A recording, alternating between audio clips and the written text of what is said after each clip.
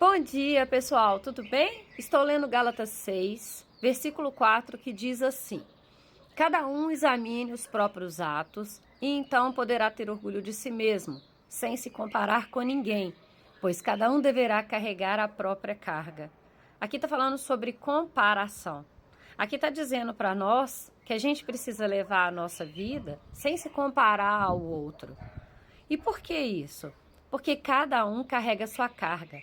Cada um tem o seu jeito, tem a sua personalidade, tem a sua vida com Deus. Eu separei aqui 3 opções de comparação que a gente deve evitar. Mas a gente pode, a partir daí, começar a pensar em outros tipos de comparação e a gente evitar. Quando a gente compara os filhos, eu tenho uma filha só, mas eu tenho amigos que têm mais de um filho.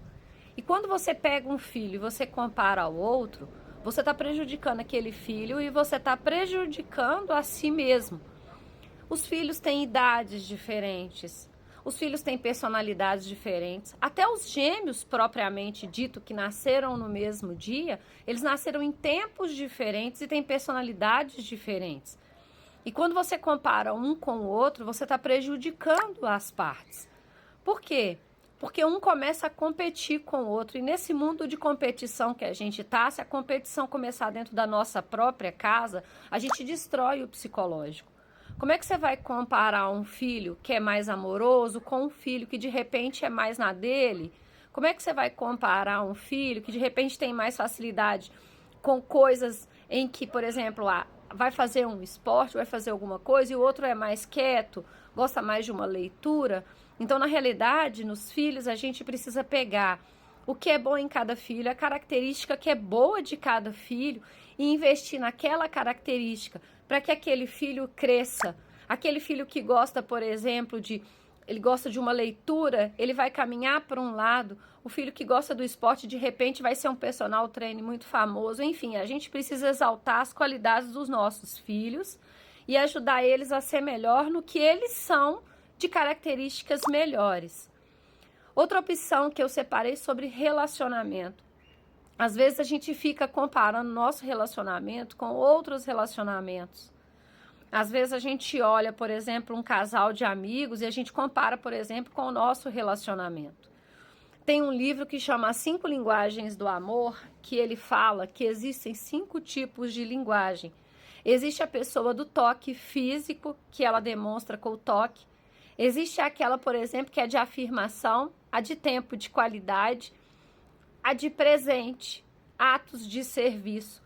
Às vezes, no seu relacionamento, você é uma pessoa, por exemplo, que precisa ter atos de afirmação. Eu sou essa pessoa. Eu sou a pessoa que eu gosto que fala, eu te amo, para mim. Eu gosto, por exemplo, do toque físico, eu tenho algumas características a mais. Eu gosto do abraço, eu gosto de sentir essa proteção. E às vezes, você se casa com uma pessoa que a maneira dela amar são com atos de serviço. Ela te serve o tempo todo, ela te ajuda o tempo todo.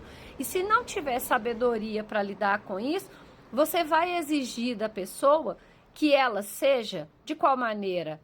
Da sua maneira, e você não consegue enxergar nela que ela te ama da maneira dela, então você vai fazer comparação. Às vezes você tá vendo um casal que um é muito carinhoso com o outro, ou ele, por exemplo, dá flores para a mulher, ou a mulher de repente põe uma mesa posta maravilhosa para o marido, mas se as características de vocês forem diferentes daquele casal, não adianta querer comparar. Na realidade, o importante é, se você já casou, você entender como que o seu cônjuge te ama, a maneira, a linguagem dele te amar. E durante o namoro, ver realmente qual que é a linguagem de amor daquela pessoa, para que você não exija dela.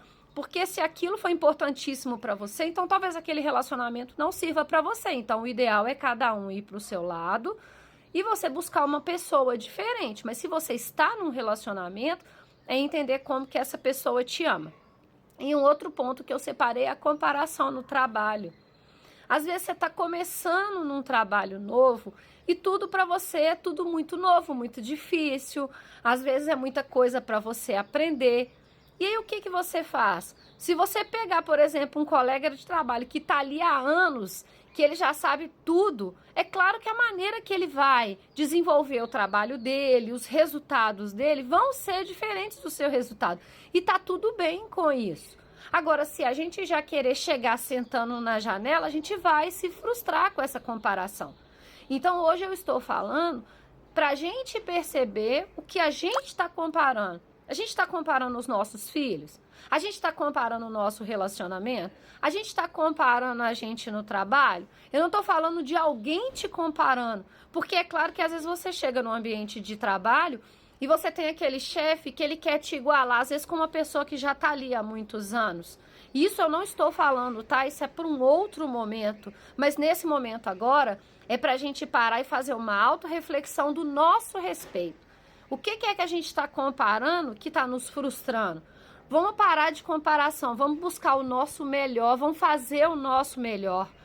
O meu líder, ele fala que a gente controla as nossas atividades, mas a gente não controla o resultado. Faça a sua melhor atividade, trabalhe da melhor forma, se relacione com o seu cônjuge, com os seus filhos, com as pessoas da melhor maneira. E o resultado vai vir. Seja ele qual for, o resultado virá. Desejo um domingo maravilhoso a todos, cheio da presença do Senhor Jesus sobre a minha e sobre a sua vida.